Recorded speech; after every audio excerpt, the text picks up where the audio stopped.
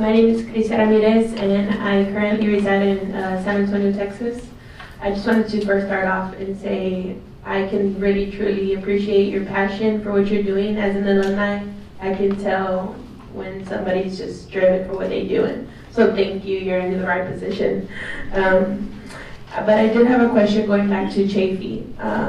And my question, which obviously you were saying that every state gets 30% of the funds, but has something ever been taken into consideration where states who expect a higher, I can't think of the term right now, when they leave foster care, aging out, I'm sorry, when they age out of foster care, for example, Texas, we have one of the highest number of aging out youth every year, and we use the same money every year. What about the states who obviously aren't using their money, but they continue to get those funds?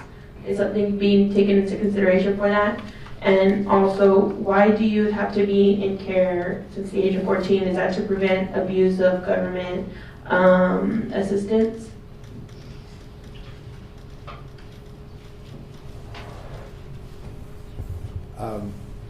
Well, on the age 14 part, actually, I don't know the answer to that. I think it's just a somewhat arbitrary restriction because under the idea that youth who have been in care a long time are more likely to need housing assistance. On your first question, I'm not sure I quite understood what your question was. Well, basically, what I was asking is, I noticed that when I was looking at the chart on the amount of money that was being spent in every state, Texas, we spent the most money, and we had one of the highest amounts of youth aging out of care in the year they did that study. But we're getting the same amount of funding every single year.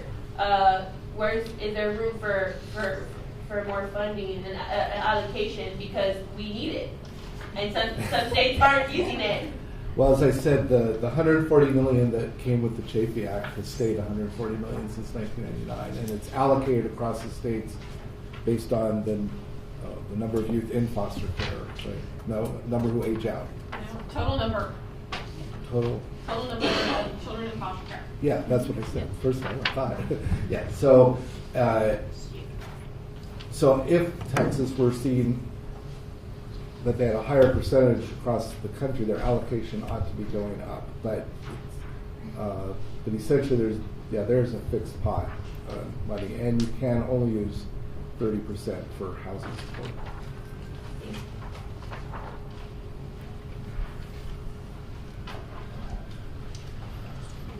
I'm Connie Slitler from the Oklahoma Department of Human Services, but I'm not a child welfare person. I'm more of a housing person.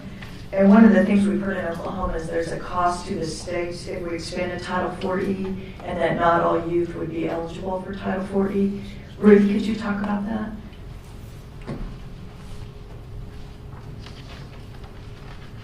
So Title 4E is a match. I'm a little bit outside my wheelhouse talking about it because I'm not like a state financial officer, haven't had that experience, but there is a match, so, right. Does anybody, I don't know, maybe there's somebody who knows what the match is, so it wouldn't be as if you expanded foster care to 20. It varies by state. It's based on the state Medicaid rate. Right. Okay. The FMAP. But yeah, you're right. Not all youth in foster care are Title 4E eligible. To be Title 4E eligible, the young person had to come from a family that would have met the AFDC requirements back when there was AFDC, right, which was a long time ago. So not all youth are Title 4E eligible. So states, if they wanted to extend foster care to all youth in care, they would have to pick up the full 100% for those youth that are not 4E eligible. That's right. However, I think at age 18 they're looked at as an independent adult, so that they would be considered eligible for Title 4E, so they don't delink them from their parents. Okay, well, I guess the good news is there's two silver linings, I guess. One is many states extended foster care to 21 and ate the entire bill for that. So there would be a cost, but it would be shared with the federal government. So that's one. Two, Senator Hatch has a bill as 1518 that would actually add $1.8 billion to child welfare to subsidize entirely kids from age 18 to 26, believe it or not, who are part of the foster care system. And in fact, the reason the price tag is so high is because they don't just want to offer Chafee to kids who have been in foster care. They want to cast the net more widely to get all the young people who never made it into the system, but who are at risk of sexual trafficking. And so sadly, that's about every disconnected youth in the country. So yeah, so stay tuned.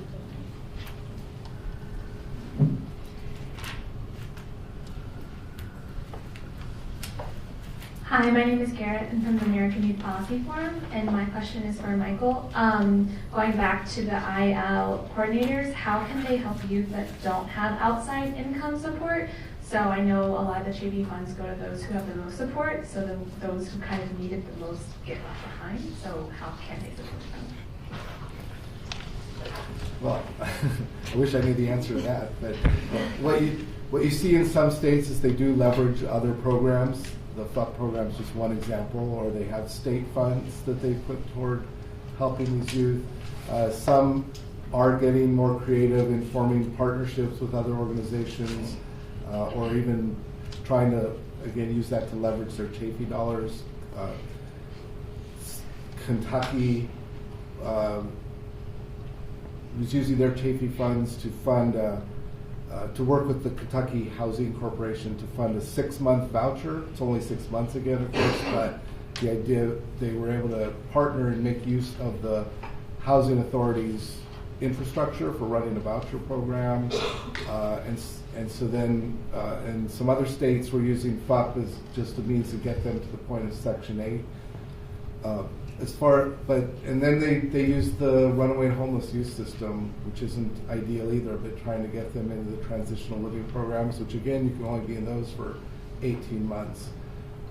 So if outside of Chafee dollars, which are the one thing that are set aside explicitly for helping these youth, most states have to find ways of helping. And as we saw from the Midwest study and other data, a lot of youth don't get help, they end up homeless.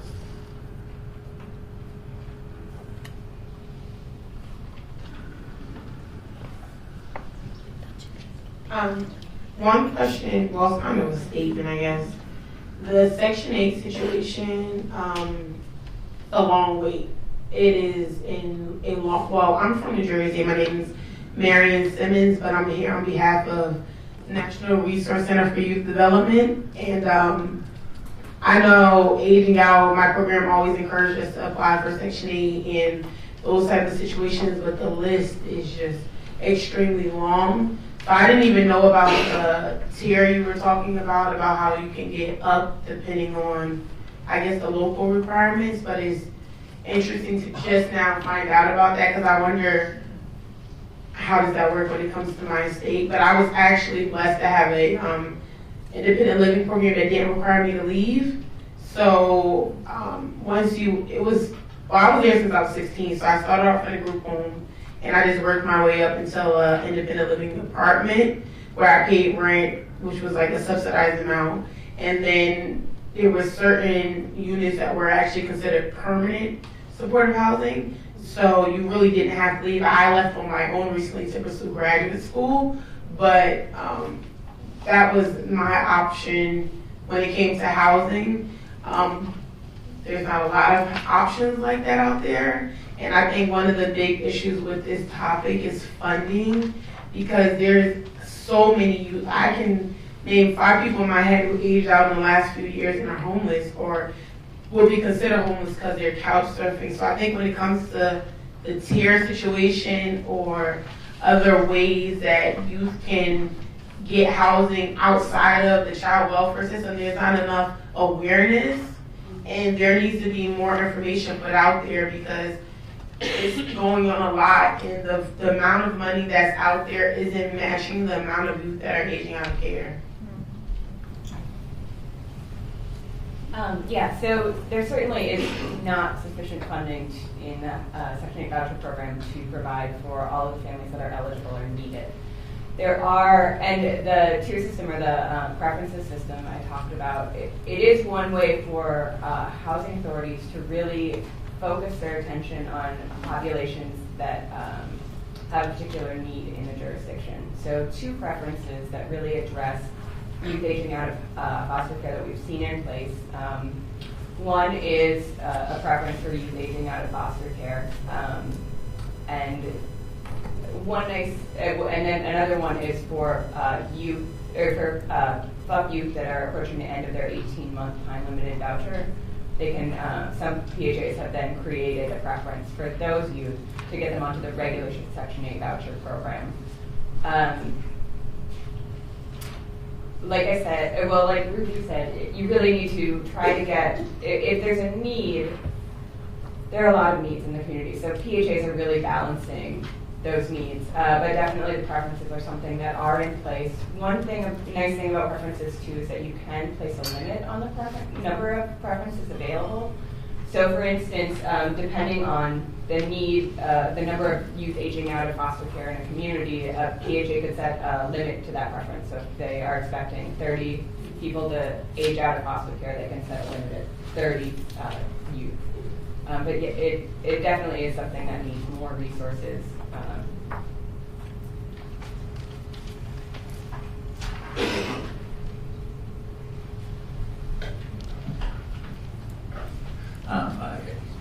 Just a clarifying point, and maybe I could be wrong, but I think one of the issues that the woman who raised the question about Texas, the allocation formula under Chafee, I think, is something that may warrant some attention. Because my understanding is that, I could be wrong, but by statute, it's actually based on the number of children in care. And so, a state that has lots of babies in care gets more money for services that are never going to be provided to babies or families of babies. So one thing that it may require statutory change, actually, and not just regulatory change, would be to allocate Chafee funds based on the number of youth in care, probably not including those over 18, since we have a specific policy now that allows you to claim 4E. But anyway, it just seems to me that it's way overdue. That formula goes way back, I think, to 1987. And it has created some inequities in allocation between states that don't reflect the need at all. Oh, I'm sorry, I'm Ron Courtney, University of Chicago. We have some questions from the webinar audience. First, I believe this is a question for Ruth.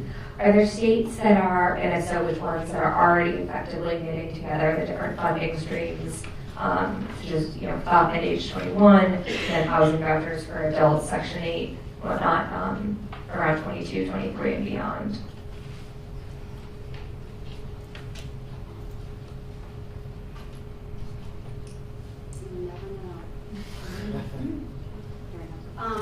Well, I won't give a whole list. I would say go to California and check California. I mean, the way that they've pulled all their funding streams together, they also have First Place for Youth, Larkin Street, Covenant House. I mean, they have practitioners out there who expect to have a seat at the table, and they've had John Burton Foundation also. So they sort of have their advocacy community all lined up under John Burton, and then they have the on the street, experience of like Sam Cobb and the folks that work at First Place for Youth. And they also have the California Youth Connection. So they have a huge network of young people who can give it to you straight, okay, about how the things are going to work together. So because of that, they've been able to draw in the federal money through AB 12. But predating all of that, they had THP Plus, which I think Mike Pergament had up, which survived Republican and Democrat administrations. And they are using their Title 4E, and I think now they're sort of retinkering with how they get that money to the youth. I think they were doing checks directly to the youth. And so I would say now's a good time to learn what California knows and also prevent making any mistakes they may have made in that first kind of iteration of the rollout of AB 12. They're not the only place, but I'd say they're probably the best place to look. Okay, it is 11:45 and we are supposed to break for lunch. For those of you in the room who still have questions, everyone here will be here for the rest of the day. So if you want to talk during lunch or during one of the breaks, you can do so. So we'll be reconvening here at 12:45 promptly for the next session of the agenda.